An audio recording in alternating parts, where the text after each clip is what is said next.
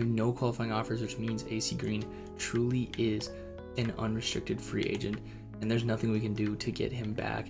We also need to get back Dennis Rodman, potentially, or we could use that money elsewhere. Marcelonis is also hitting the free agency market, and that is about it. So we would, if we get rid of all of our cap holds, have about $1 million to work with. AC Green will negotiate with us. I think it's worth bringing him back. I will lock him up for 5 years and we'll take care of him. I'll even give him a player option on the back end of it. Rodman is still a very, very good rebounder, and I think it is worth going and getting him. He does not want to be here long term. However, I'm still going to offer it to him, and I'm going to try and keep a little bit extra money. Marcelonis is potentially a guy that we could move on from. Now, he has a role as us.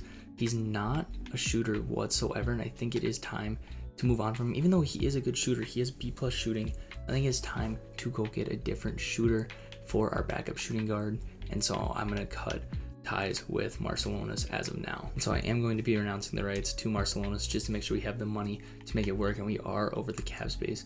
Totally fine. There's definitely still some solid players, and worst comes to worst, he is right here. So what I'm going to do is look into the player finder, see if there's a good defender and a good shooter out there in free agency. So I'm searching for A- 3-point shooting and A- perimeter defense. Michael Jordan is showing up with an A+ 3-pointer. I might have him start shooting threes. I might mess with his tendencies and see if there's anything I can do there. Again, I see nothing wrong with changing sliders because that is just part of the game. I don't think that's making a player any better or worse, but it could make him better in our system.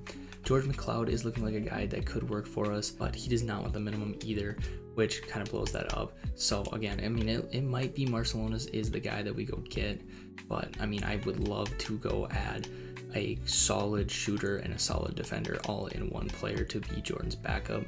We give it one more go with B+, see if there's anybody else out there. And Cedric Toney looks like it could be a guy for us. He has not had a lot of time to prove himself as a shooter. He doesn't get a lot of minutes, and he probably won't on this team as well, but could come in on the vet minimum and be a solid contributor for us. As you can see here, if it'll let me click on his player card, as you can see here, he's been a great shooter. He actually shoots threes. I mean, he's been a consistent over 30% shooting outside of that one season in Atlanta.